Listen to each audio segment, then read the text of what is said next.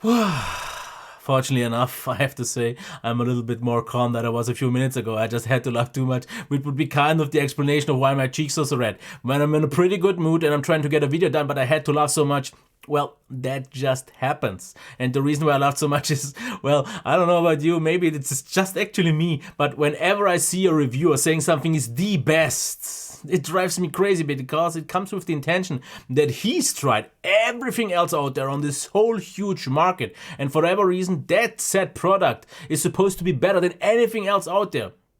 Nah, sorry, I hope you agree with me here, but that is pretty much impossible. And just because of that, because I don't like to do that at all, I'm gonna say this as my TLDR for today's video. The Anker Soundcore Liberty Air is the best truly wireless earphone. But wait for it, for now. Because of the about 10 that I have here right now, this is just the one that I prefer over all of them. And in this video, I want to let you know why. And the first reason you can already see here in form of the charging case, which is just for a matter of fact way more compact and has a way smaller footprint than all the other ones. Everything else is usually way more bulky, heavier, or just takes way more space up in my pockets. I mean, especially for example here, the Xiaomi AirDots Pro, which are generally very comparable, as you can see here, are noticeably thicker and just not as easy to carry around. I mean, the case isn't perfect, because if you look at the bottom, it's a little bit curved and therefore not really secure on the desk. It kind of tends to fall over, which, why, for whatever reason, is not the case on the top, where it is flat and then it is secure. Yeah. Would have made more sense the other way around. Maybe also one thing that would have made more sense, especially for this price, would have been USB Type-C. I mean, I don't have an issue with micro USB, but it would have been nice. Other than that, though, this case is pretty much flawless, because if you open it up, it stays open. It doesn't really kind of close itself. It shows you the battery status, and once you want to close it with the magnet, it stays put. I like that. Also, for example, the fact that the magnets and the whole system here works well, because if you put them in, you can be absolutely sure that this will charge and it will connect, which is not quite a thing on a few other ones that I've tried. Now about the size, you might ask yourself, why should I go over this design compared to something like those?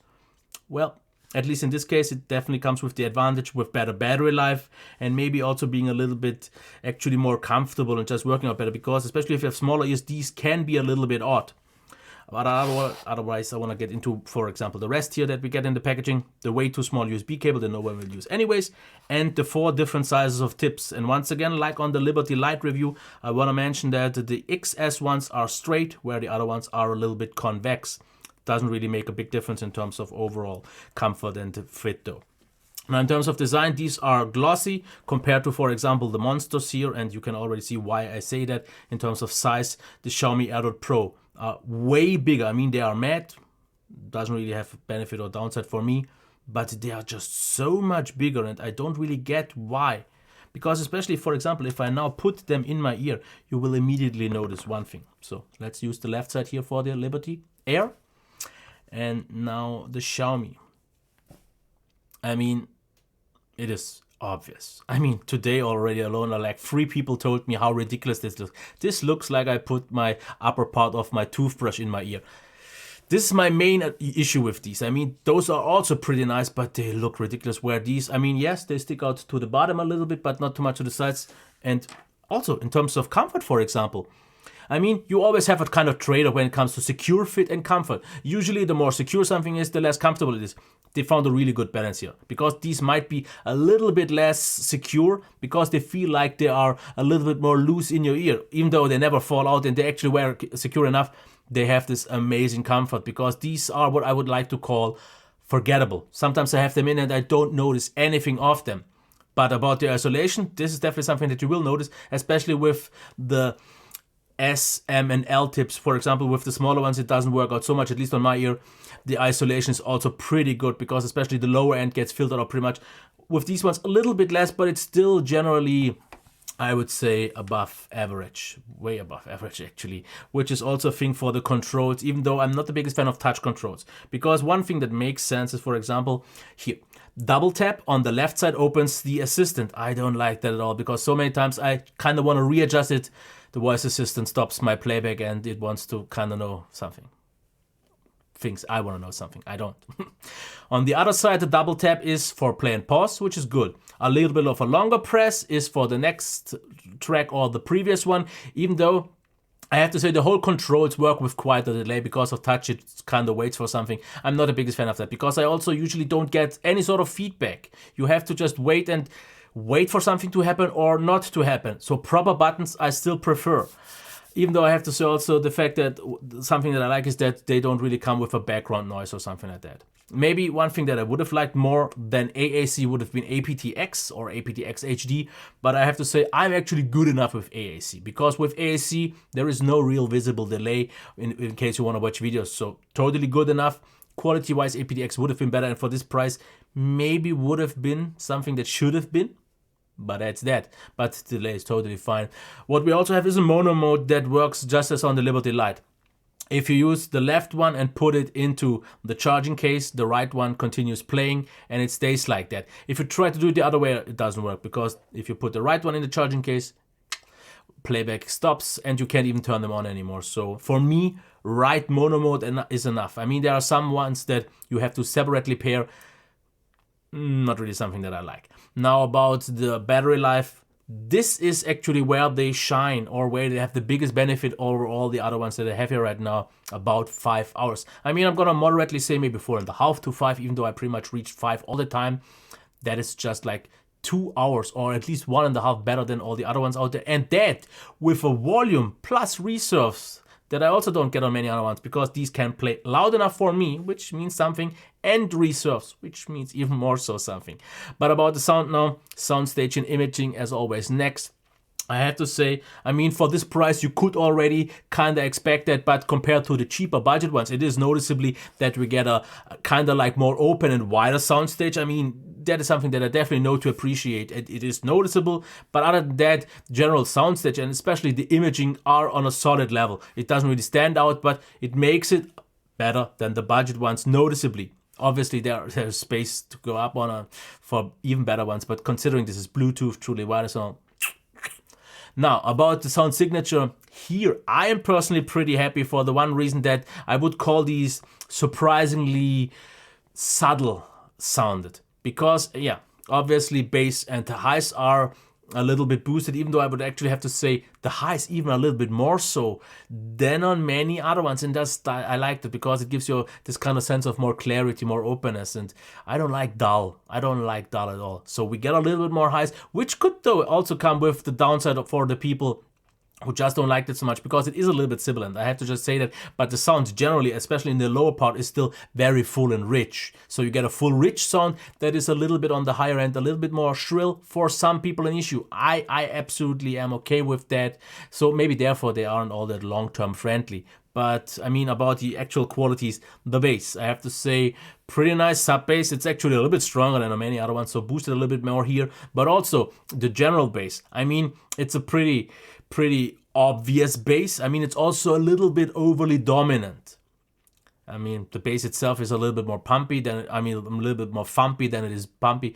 Yeah, makes no sense. I mean, it's pumping, but it's not really like a super tight bass and maybe ever so slightly boomy. But I'm generally pretty happy with that, especially since it doesn't really bleed a lot into the mids, so ever so barely, ever so slightly. Doesn't really make a difference. Also, the mids, I would say these are pretty nice and powerful. They're nice and full and generally pretty solid. About the highs though, now, what for me is an advantage might be a disadvantage for some other ones because, like I said, they are pretty much going all the way up with pretty much no proper roll-off. Therefore, they sound a little bit sibilant to the other end. For some people, maybe too shrill, maybe something that people don't like. But for me, this once again is this sense of clarity that I get, this openness, nothing feels dull, and everything else just feels generally more fresh, which is also, for example, like for the genres, a pretty good thing, especially for metal and rock, which I still use a lot, which is not quite as well mastered. These just sound fresher. They don't sound like smaller and tied down, claustrophobic, so I prefer this. Now for pop music, they work pretty good because you can't really see that much of a difference compared to other ones here, but they do this on a pretty good level. Just for example, bass. Bass works pretty good, especially, like I said, due to the pretty nice boosted sub bass. It feels overly generally warm and full and rich and pumping. So bass, really good. But also ballads, due to the nice, brilliant highs and also classical music. Pretty nice. Now, about the alternatives out there, well, still again, for about 30 bucks, I still have to say that the FY2 do a really pretty good job, because those are a pretty nice, still I have to say, balanced job at around 30. But not nearly on the same level, so they have value going for it, but it's pretty much it. The Alpha Wise, for example, the Mini that I've reviewed, let's just forget them, watch my review and you know what I mean. The AirDots, those are in terms of price already way too close to the Xiaomi AirDots Pro or these ones, so let's forget these as well. Well, the Liberty Lite, as I said in my review, generally from a sound standpoint, actually are pretty close, especially in terms of sound signature. I mean, these do everything just better, give you way better life, like almost twice as much, even a better comfort and so on. So also a win here for the Liberty Air. And in terms of the Xiaomi Pro, I'm not gonna say too much because I will get a little bit more into that in the review. I still prefer the the Liberty Air. This one had the potential. It was actually kind of close to winning, but it kind of messed up. More about that in that review. So let's quickly get through the pros and cons here, not to make it too long. I really like the case. It's nice and compact. We also got a pretty nice, actually subtle design. I mean, I like the fact that these subtle and looking good. We got a top comfort, top fit, also nice clarity. They are definitely the opposite of dull or muffled. We got a good mono mode, especially important for me. The right only works absolutely, and we get at least AAC. So just because of that, it's already obviously better than all the budget ones that I had so far, actually with quite a significant margin. Now about the cons, yeah, I just have to mention it. Mic USB, not a big thing. The touch controls, I mean, I don't like the touch controls so much, but yeah, if that's something that I have to live with, I'm okay with that. Like I said, also for a few people, it might be too harsh and too shrill. I mean, the longer I listen to them, the actually smoother they got and the more accustomed to that I got. And I therefore think that even less people will have an issue. But if people don't like at all kind of boosted highs, if they want something pretty muffled with a lot of pumping bass and not really the high end, which is just something that people don't like so much, this might not be it. But I think it's still far enough from that point. We also unfortunately get no aptX or aptX HD, which is not that much of an issue with AAC though. And then I just have to say, at a price of around 100 euros, but what I've seen in the US, it seems to only cost $80, which significantly, in my opinion, bumps up the value. They might be still, after all, a little bit too expensive for some people. Most people want to maybe pay like 30, 40 bucks from what I've seen. So these are more expensive. But I also have to say, for me, they're absolutely well worth it. Of all the other ones that I have, even more so expensive ones like the Jaybirds or anything else out there. Even, for example, the Sennheiser Momentum Wireless cost about 300 for what they cost. They don't deliver. These, for what they cost, they absolutely deliver. So these are my go-tos, especially with the battery life, that sound signature, and that comfort.